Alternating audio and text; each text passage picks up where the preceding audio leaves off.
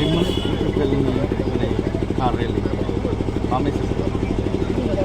गिबियावनो दिनै जोङो बिटिआर ओनसोलारि बिटिसि ओनसोलनि गासैबो रायजो राजाफोरखौ जोङो नैबे मेगा कार रेलिनि गेजेरजों जों मेसेज होनो सानदों जिहेतु जोंनि इउपिपिएलखौ गोबां माने राजखान्थि हान्जाफ्रा बुंदों जे अलरेडि माने इउपिपिएलआ जनानै थाबाय उन्दुबाय होननानै सानदों नाथाय नोंथांमोना दिनै नैबे इयुथनि जि नेतृत्वआव जों दिनै जि मोनसे कार रेलि लानो नागिरदों बियो गिदिरथार मोनसे दिनै मोनसे प्रभाब खोलैगोन मानोना दिनै जोङो फैगोन जोङो एमएलए इलेक्सनाव जिहेतु जों 15टा सिट दङ जोंनि बिटिसि ओनसोलाव दा बेहाय जोङो 15टायावबो भाग लानानै जोङो भाग लानानै जोङो जेरैखि जाया फैगोन समाव जों रावजोंबो फाइट खालायनाय नङा जों बिपिएफजोंसो फाइट खालायगोन दा बिपिएफआ जिबायदि थांनाय समाव माने 28टा मेन्डेट लानानै सरकार सालायदोंमोन नाथाय बिथांमोननि सरकार सालायनाया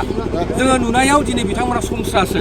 मानोना बिथांमोना जोंनि थाबोनाय रांजोंसो बिथांमोना दिनै माखासे मा होनदों बेबायदिनो लाइमोनफोरखौ थगायनानै गोबां बेबायदि फर्म सम राननानै बिथांमोना मा होनदों बेबायदि आग-भाग लानायफोरखौ जों नुनो मोनदों नाथाय जों बेखौनो मिजिंथिदों जे दिनैनि बे कार रेलिया मोनसे गिदिर जोंनि गेजेराव मेसेज फैगोन आरो बेनि गेजेरजों गाबोननिफ्राय जोंनि इउपिपिएलआ गामि गामि न'खर न'खर जिहेतु मोनसे धौवा फैसिगोन जे नंगौ इउपिपिएलआ माने सैथो मोनसे पार्टि आरो जोंनो नेतृत्व प्रमद बर'नि 5 बोसोरनि दिनाव जि मोनसे सान्थि परिबेसनि गेजेरजों जि मोनसे सरकार सालायदोंमोन आरो मोजां माने जाख्लुनाय गैयाजासे माने सरकार माने नेतृत्व खालायदोंमोन जोंनि मानगोनां प्रमद बर' सारा नाथाय जों नुबाय जे नैबे थांनाय जिहेतु जोंहा 2025नि जि बिटिसि इलेक्सनाव बिथांमोना मेन्डेट लानानै सरकार दादोंब्लाबो नाथाय बिथांमोना फेलर जादों ओंखायनो आं आसा खालायो जिहेतु दिनैनि बे हारिमेलाव नोंथांमोना नुदों गोबां हाजार मानसिफ्रा आग-भाग लाबोदों बेहाय जोङो जोंनि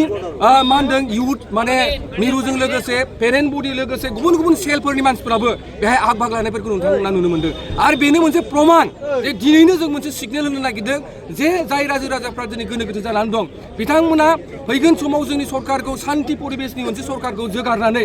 गुबुन मोनसे सरकार लाबोनानै दिनै दावराव दावसि परिबेसखौ जुदि नोंथांमोना फोजोबनो सानदोंब्ला नोंथांमोना दिनैनिफ्राय गाबोननिफ्राय नोंथांमोना इउपिपिएल दलाव हाबनानै इउपिपिएलखौ सापर्ट खालायनानै फैगोन समाव नोंथांमोना जिहेतु बिधान सभायाव 15टा सिट दं बे 15टा सिटआव जाहाथे जोंनि इउपिपिएलनिफ्राय जों शक्तिशालि जोङो माने मासि लानानै जों देरहासानो हायो बिनि थाखाय जों दिनै इउपिपिएलआ माने इउपिपिएलनि लाइमोन गांखंफ्रा माने दिनैनिफ्राय जोङो एकदम साग्रिद जानानै जों खामानि मावनो थाखाय दिनैनिफ्राय जोङो आवगायबाय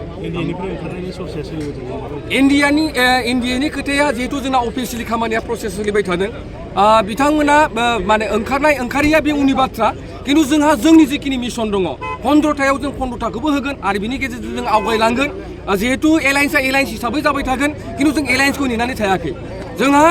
मोनसे समाव एलायन्सखौ लानानैनो जोंहा गोबां बेबायदि जोङो मोनसे गाब्रनायखौ जों नुनो मोनदों ओंखायनो जोङो नैबे द्वितीय बाराव बे नैथि बाराव जाहाथे जोंनि माने इउपिपिएल हान्जाया जाहाथे 15टा सिटआव जोङो जेरैखि जाया 10टा सिटखौ जों बोरै मोननो हायो बिनि थाखाय जोंनि लाइमोनफोरा दिनै आग-भाग लानानै सिगां लानानै जों खामानि मावनो थाखाय जोङो साग्रिद जानानै दिनैनि मोनसे प्रमान जों होनो नागिरदों आरो बे रेलिया दिनै अदालगुरिनिफ्राय लानानै क'क्राझाराव जोबथाहैगोन मानोना बेहाय जों गोबां जोंनि जिखि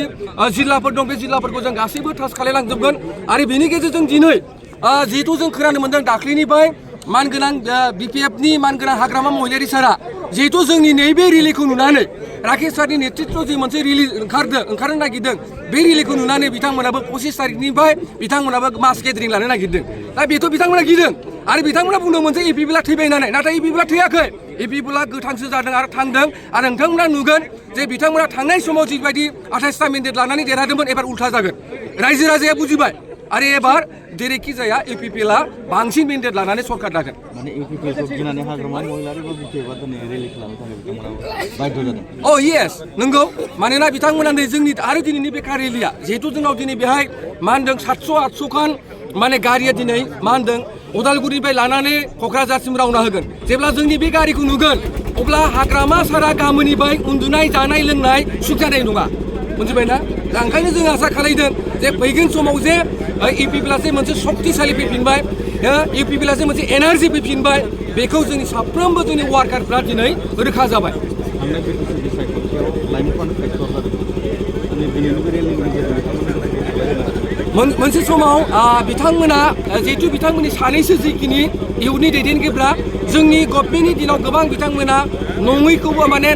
नंखायखौबो बिथांमोना फोसावलाबायनानै माने गोबां लाइमोन सेंग्रा सिख्लाफोरखौ बिथांमोना गोदौ होनानै मोनसे दौ लाबोदोंमोन जिहेतु बेखौ दिनै बिथांमोननि लाइमोन सेंग्रा सिख्लाफ्रा दिनै बुजिदों मानोना दिनै बिटिसि गभर्नमेन्टआ दिनै 7 मास जानाय जासेयावबो बिथांमोननि पकेटाव थाइसेबो थाखाया फैयाखै आरो बिथांमोना गावजों गावनो गोदो गोदो जागासिनो दङ गावजों गावनो बिथांमोना थाइसेबो फैसा बेबायदि माने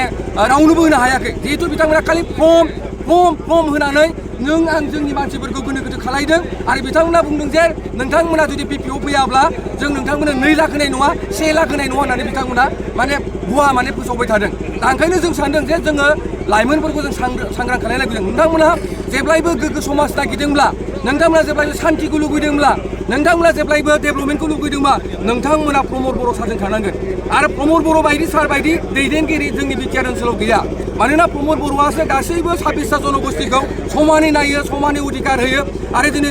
जोंनि बे 5 बोसोराव जों शान्ति मोनसे परिबेश कुनु नांलाय खमलाय गैयाजासे कुनु दाङाबाजि गैयाजासे हारिजों जातिजों कुनु नांलाय खमलाय गैयाजासे जोंनि सरकारनि दिनाव जोङो एचिभमेन्ट खालामनो हादों आरो जों बिनि थाखायनो जों प्रमद बर'खौ पिसनि सासे राजा शान्ति होननानै जोङो गनायनानै लायो आरो बे खोथाखौ बिथाङाबो गनायना लानांगोन मानोना हाग्रामा महिलारि साराबो मानोना दिनै बिथाङा फैनाय लोगो बे 6 मास 7 मासनि गेजेराव गोबां दावराव दावसि नोंथांमोना नुदों